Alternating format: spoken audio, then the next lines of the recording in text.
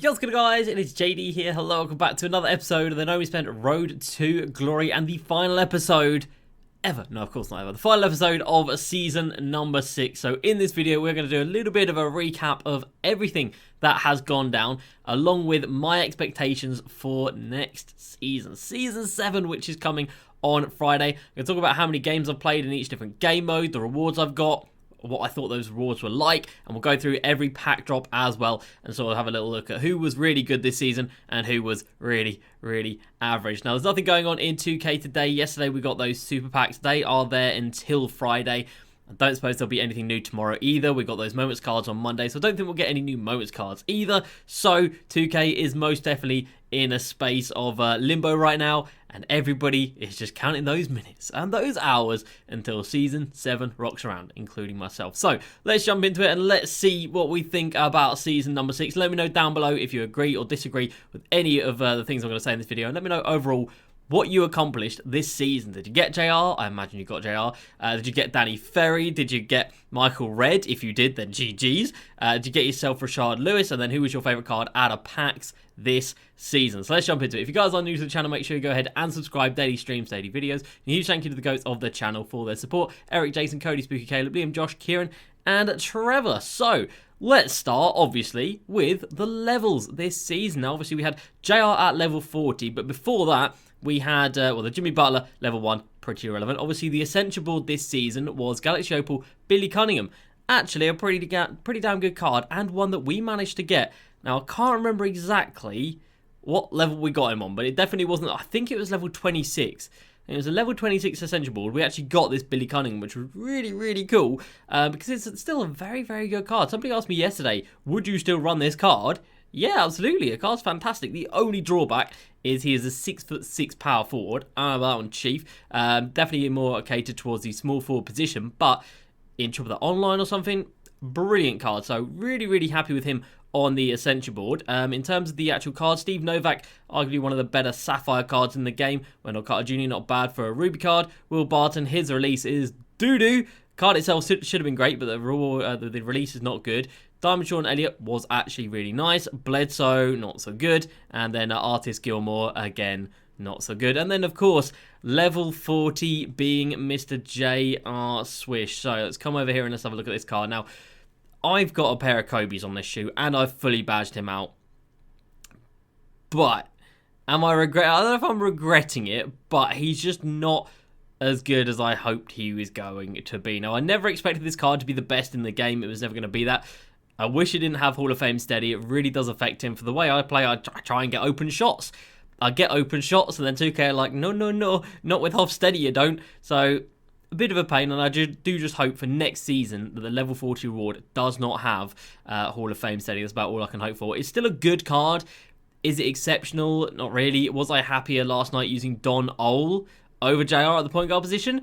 Yes, I was. I was much happy using Don Ole, so that says quite a lot. In terms of the agendas we have got this season, we've got a couple of nice little things. You know, we've got a couple of packs for the groups. Diamond Q pack there. We've got a Diamond Contract pack for Trouble the Online. That was really nice. And we keep going down here. I got that Diamond Conceals pack for that batch of Moments challenges. That was really cool. Hopefully they keep on doing that. And then overall, the clues system, I actually really enjoyed this season. I don't know about you guys, but it was a lot of fun getting on stream every Wednesday and every Thursday, looking at these challenges and looking at these clues, and trying to figure out who the player was. Now, the first one, we got it right on the first day. We needed just these clues, and we figured out it was Kelly Oubre Jr. We didn't need these clues here. As for Bruce Bowen, we did need the new Leeds challenges. We needed these ones. At the start of this day, I think we were thinking it was either Shane Battier or Bruce Bowen, but then these ones actually nailed it down to Bruce Bowen. Season 3, that was pretty straightforward. I think on this first set, we managed to guess it was JJJ. The second set, of course, we did think it was going to be John Starks. Stupid ass John Starks. Thought it was going to be a typo here, but it wasn't. It was just Andre Miller. Fair play. And then Yusuf Nurkic, we pretty much guessed it after this first set, and then it was confirmed in the second set. But I really enjoyed doing all those. And of course, you've got all 5 of those. You've got Galaxy Opal, Tony Kukoc. That's fantastic. They were basically like mini spotlights, but from the agenda. I really enjoyed that. It gave us something to look forward to every Wednesday and every Thursday, and then the new player on a Friday. I do think it could have been done a little bit differently. I think you could have had the clues on a Monday and a Tuesday, and then had the player on a Wednesday, so you'd have Clues Monday, Packs Tuesday, Clue Tuesday, a Player Wednesday, Moments Cards Thursday, and then a promo on Friday. Just kind of really pushes the week to have content on all 5 days. But, you know, overall, no complaints about that. And then was there any other exciting XP? Just all the playing triple threat groups. They were good. They were fine. And then all the weekly stuff as well, which wasn't too exciting. And in terms of actual XP, boy, it's been so easy. Look how much stuff I just haven't done. Like, I didn't do a single Westbrook challenge. Barely did a mystery group 4 or group 5. Never got an amethyst or diamond or pink diamond or opal or dark matter. And I've got 184,000 XP. Ridiculous. So yeah, XP this season has been very easy. Will they keep that up? I think so. And as for next season, obviously it's going to be another dark matter. This should then turn into a 98 rated Galaxy Opal. And then is this going to be another Opal, or are they going to keep this a pink diamond? I don't know, and I just can only hope that they update these tokens. Look at this, 15, 20, and 25. Pathetic. Please update, 2K. Please update. But other than that, yeah, we'll see another dark matter, and yeah, no complaints about that. Moving over to Triple Threat Offline. Now, this season, I have played roughly 525 games Triple Threat Offline, quite a lot. Obviously, I have got Danny Ferry and Jerry Sloan, and I've managed to hit 1,250 wins. Now, the fat lever right there, decent card. Not exceptional, but a decent card. Jerry Sloan as well, a decent card. Also got Hall of Fame steady, which does kind of suck. But Danny Ferry, my goodness, Danny Ferry. How good this card is. It has haunted many people's dreams for seeing red vaults. It took me 280 games to get him in the first place, so it did take me quite some time. And in general, Triple Threat Offline this season's been easily the game mode that I've played the most. I've put so many hours into this.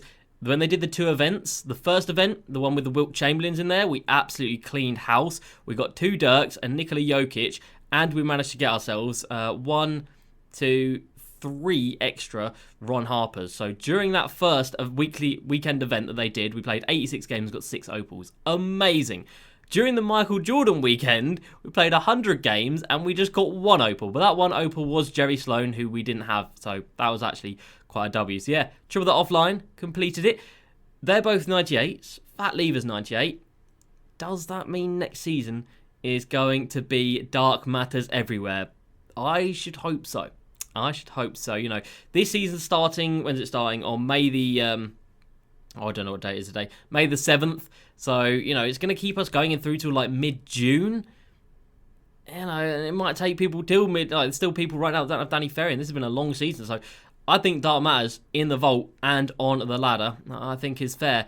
Domination. Do I think there's going to be another domination? We are due one. We've got one more to go over here for this planetarium thing for 75,000 MT and 250 tokens. I think it's going to be next season. I don't know. They might swerve it. They might skip it for next season and keep it for the season after. Right, then we go on to My Team Unlimited with Michael Red, the most underhyped Galaxy Opal reward card ever, maybe. I don't know, like, since day one, did anybody really care for Michael Red? I don't think so. Unlimited, criminally under rewarding. If you get through the pink diamond box, you don't even get a pink diamond card. There's no replayability to it. Oh, pretty bad in terms of unlimited. And you can see my record this season, pretty atrocious, but I don't really care. We didn't go into unlimited at all this season with the intentions of winning. Most of the time we're just trying to do challenges, so yeah, not really much to write home about there. As for limited, it is some funky weekends this season. We had that weekend with no clamps. That was interesting. The gold weekend as well. Was that the same weekend? I don't know. Yeah, there's been some interesting weekends, but we did get our 5 championship rings. We got our Hall of Fame badge, which was Pogo. Rashard Lewis is there. Do I regret not taking him? Not in the slightest. Small forward, power forward, I've got Danny Ferry, Tony Kukoc now, Obi Toppin. If you guys went 12 or did 12 wins, you would have got Paul Millsap on that weekend with those reward cards. So, yeah. No, I don't regret that in the slightest. And as for Triple Threat Online, Julius Randle and Ron Harper on the boards. And I managed to get Julius Randle and Ron Harper. I would say this season on Triple Threat Online, I've gone through between 15 and 20 boards. So between 150 and 200 games of Triple Threat Online, I would say. To get both of them, only once. I didn't get any dupes of them. So seeing 2 opals on 15 to 20 boards, I guess that is pretty good, and I think I saw the Diamond Seals pack maybe once, maybe twice. And as for the 2 weekend events, the first one, when it was a glitch players everywhere, we did 20 games that weekend, didn't see a single card. So the Michael Jordan weekend, I didn't do any, and I don't feel bad about that in the slightest. And that's another thing about some of these agendas. It's not here now because they were limited time, but the agendas for Keldon Johnson and the other guy as well. Where have they gone? Where have they gone? They're over here. Are they over here? No, they're definitely not over here. They are down here. Here we go. Keldon Johnson and Emmanuel Quickly. I think Quickly was from Triple Threat Offline. Keldon Johnson was from Triple Threat Online. Then we had Bradley Beal from Limited, sorry. And then we had Paul Millsap from Unlimited. That was a brilliant weekend. That was a really, really good weekend. You can see I got 3 of the 4 reward cards. Didn't do the unlimited one because screw that. But that was a really, really nice weekend. No, these cards aren't incredible, but it's still cool to play for cards and actually get rewarded for playing. So that was a nice agenda. I did like that. In terms of our packs now, we're looking quite good after this season. So we've added in Opal Julius Randle duplicate, Ron Harper duplicate, Diamond Kiki, Amethyst Coutinho Mobley, Diamond Darryl Griffith, Diamond John Stockton, Ron Harper, 3 more John Stocktons, and another John Stockton, another one, another 2 Ron Harpers, another Diamond Kiki, the 4 MJs, and a duplicate Danny Ferry. So we are in a very, very good place for the exchange next season if it requires original owner Galaxy Opal cards, which I imagine it will. As for the triple, there's nothing triple here. As for the token market this season, obviously the token market itself has stayed closed and probably will forever, so never expect that to come through. The cards that got added in this season, I can't even remember. Down here, it was Bob Lanier, and it wasn't the most incredible card in the world. And down here, it was, I don't even know who it was, but I don't think it was anybody special. So hopefully next season, I've got 1,700 tokens. I could take 2 Galaxy Opals if 2K added in 2 Galaxy Opals that are actually good and worth it. So hopefully they just increase the amount of cards they're adding. So I think last season, it was just literally or this season, it was just 1 card per tier. That's not very good. Make it a big token market update, 2K. Make it happen. We've got one auction out, which come here. We sold Monte Ellis for 3K. Is what it is. At the end of the season, we're at 1.7 million MT. But of course, that is with one big auctionable card. And that is Dark Matter Blake Griffin, who's still around 200,000 MT. So we're going out of this season with about 1.9 million MT. Which I'm not mad about at all. In terms of the exchange, we had Rudy LaRusso and Bobby Jones, and we did them both. Now, Rudy LaRusso, another power forward, small forward. We did him right at the start of the season. It's a good card. It's not an exceptional card, and I won't really be using him all that often. But Mr. OG Bobby Jones, definitely going to be using this card. He's in my main lineup, and he is absolutely exceptional. Absolutely love this card. Still haven't fully badged him out yet. There's definitely a few other badges he needs. I think he needs Worm and Box. And he needs Hot Zone Hunter updated as well. But that was a brilliant exchange to do, and they will not go away. Because exchanges do stay, but I would definitely recommend doing Bobby Jones. Rudy LaRusso at this point, probably not worth it, but Mr. Bobby Jones, definitely. And just to come back here, this is all over the place. I do apologise. We've got 98 reward here. Obviously, we've got 2 98s up there and a 98 down here. Do I, again, think it's going to be? It should be. It should be Dark Matters everywhere, though. They might make it just the online stuff that gets the first Dark Matters. So it might just be Unlimited and... I feel like Limited they like to leave a little bit lesser because they know it's easy to get. So I feel like maybe Dark Matter for Unlimited and Dark Matter for Triple Threat Online. But I just hope it's everywhere. I hope it's a blanket. I hope we get Triple Threat Offline, the 2 players in the Vault, 2 players on Triple Threat Online, the Unlimited and the Limited. I hope everything is a Dark Matter going into next season. Opals at this point, you're already seeing such an influx of Dark Matters onto the auction house. So I just hope we see Dark Matters everywhere. As for packs. Now, this season's been pretty good for me. I've had some good pulls, but I've also spent a significant amount of MT. So I'm going to say just this season, probably between 2.5, maybe even 3 million MT on packs. Bearing in mind, in the last 10 days, I've spent 1 million MT. So chances are I've probably spent about, well over 2 million MT this season. Of course, this season all started off with the Radioactive Pack. So we started off the season with that Kareem drop, Tracy McGrady, the Giannis in there. I didn't pull anybody out of these packs, but this card, unbelievable. tried him out. Absolutely love this Giannis card. And the fact that he's only 200k right now is unbelievable. The only problem I had with him was a little bit of shooting. Tried AK, didn't really like him. Never tried CP3, wouldn't have liked him. Didn't ever get to try Kareem, but he's down at 200k. My goodness. Mr. KAJ is cheap.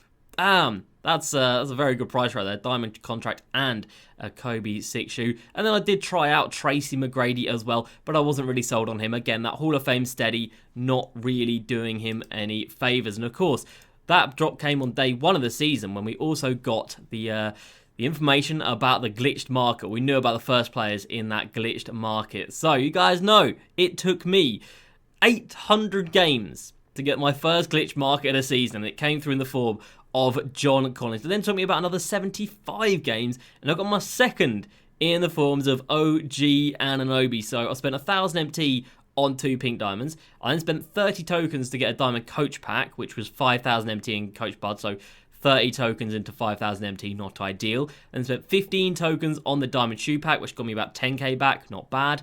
And then I spent 400,000 MTs worth on packs.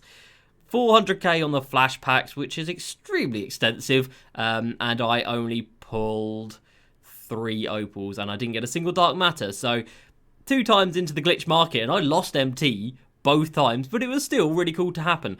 It's been very frustrating this season that it did take until the last week for a lot of the community to get it. You know, before that last week, or this last week, such a tiny percent of people got it, and I don't understand why 2K thought that was a good idea. Like, you don't make MT from getting into the glitch market. Yeah, you can get a pink diamond for 500 MT, but these cards aren't game-breaking. They're not game-changing. There's a lot better cards out there than these guys. So, I don't know. I just really hope they don't bring something like that into... I hope they bring something exciting into the game, like the glitch market was, but I hope it's not so dependent on just sheer luck. I hope not. Right, and then the first pack drop we actually got of season number 7, was our first drop of the mystery packs over here. And that was actually the day that Gold Tai Lu got added into the game. My goodness, Gold Tai Lu, there he is. That got added into the game on the 3rd or 30th of March. Again, that's just another thing that was really bad, and I hope they don't do that. I really hope they don't do that next season. You know, it completely ruined the whole, like, experience of going for that JR or getting first JR or keeping up on pace with the people who are first. Completely ruined that because people had him within the first couple of weeks. So please don't do that again. Didn't enjoy. 0 out of 10. But yeah, then we got our first mystery pack drop. Now, I'm going to sort of cover these mystery packs as a whole right here. Okay, all of them, not too crazy. Oladipo is nice, but as you see by his price, not incredible. Sabonis, not good. Really not fast for a center, and there's so many fast centers out there. Dominique, never OP in 2K. Trae Young, obviously so damn cheap, and he had that stint in the vault as a reward. Again, I played 100 games that day. Never saw Trae Young. Much fun. Chris Mullin, probably the pick of the bunch. Rick Smith's there. He's all right. Darius Miles, quite nice. Boris Diaw, not many people use him. Then you had some nice budget cards. You know, Gerald Green, not bad. Brogdon's all right. Some really good Amethyst cards, though. Stop telling me they're extinct. They're not. Thank you. Derek Jones Jr., really nice Amethyst. Dennis Smith Jr. as well. Marvin Bagley and Darius Garland. Some really nice Amethysts out of the mystery packs. But in general, Tuesdays were not that hype this season. Our first big pack drop of the season, our first Friday pack drop, was a flash set with DeMar DeRozan, who is brilliant, and I can strongly recommend trying him out. I liked him a lot more than Tracy McGrady. Fantastic card. And then also that was a drop that we had Wilt Chamberlain in as well. And I've used Wilt. His jump shot is a problem. Other than that, he's an amazing card, but jump shot just does leave a lot to be desired. And then in that drop, we had an Opal Rajon Rondo, who I've definitely gone past somewhere. No, Rondo was glitched as well. We had an Opal Rondo. This is in that glitch pack as well. Good card, but again, not one that many people use. We had Pink Diamond Richard Dumas in that drop. My goodness, what a card that was. Where is he? What a card this was. Look at it. Under like 10k at the moment. Disgustingly good card. Disgustingly cheap right now. That was also the drop with Tyrese Halliburton, who a lot of people use still to this day. Stop telling me they're extinct. But a lot of people use this day. Definitely the best diamond point guard in the game, arguably the best budget point guard in the game. Fantastic card. So that was actually a really good flash pack drop. That was flash 8, that was. Then we had Danny Ferry added into the vault. Good times. And then we had the out of position set. Now, obviously, this is where things got very good and very exciting. As a certain Mr. Kobe Bean Bryant came out of the pack for us, which was incredible. We managed to sell him off for a stupid price of 700k, I think, 750k, I believe. But that was amazing. Our first Dark Matter pull of the year, and it was Kobe.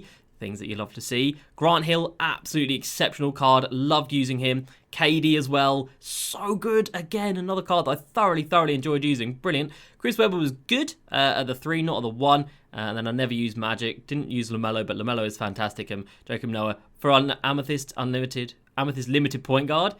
Brilliant card. And that pack drop was the weekend where we got the Paul Millsap, Obi Toppin, Emmanuel Quickley, and Keldon Johnson. So that was actually a really good weekend. And one thing I forgot to mention that happened this season was when the packs first dropped for this Radioactive set, this is when we lost our Hall of Fame range badge. I didn't lose it. I put a Hall of Fame range badge onto Kareem Abdul-Jabbar. And that was, and is today, our largest auction house sale. So I believe we bought a Kareem for 600k, put Hall of Fame range on him, and he sold for 1,007,000 MT. That happened this season. Feels like that happened so long ago, but yeah, we had Hall of Fame range going into Season 6, and yeah, we're coming out of it with our highest auction house sale ever of over 1 million MT, so that was a pretty good and pretty monumental thing that happened. Then we had a moment's drop with Jason Tatum, Zach LaVine, Gary Trent Jr. and Enes Kanter. Not too much to say about those cards. They were good, but nothing crazy. Then we had Ron Harper go into the vault. Again, Ron Harper, very nice card with that Exum base. Then we had an Idols set. We had Idols Mellow. I used the Mellow card. I didn't like the Mellow card. Again, another card with Hall of Fame steady, so that wasn't a very hype drop at all. And it also came with Chris Bosh, another card that I've used. I've used a lot of cards this season. My goodness. But another card that I didn't really like. You know, he stepped inside at the 3 all the time, jumped short very fast. Didn't really like him too much, and that was also the drop with Billy Owens and Deron Williams. It was a decent drop. Jarrett Culver got added into the glitch market that day as well. Mo Peterson came out. Hakeem Warwick came out. Jaren Jackson Jr. came out, who was fantastic. Kirk Heinrich and Michael Sweeney. It wasn't a crazy, exciting drop, that's for sure.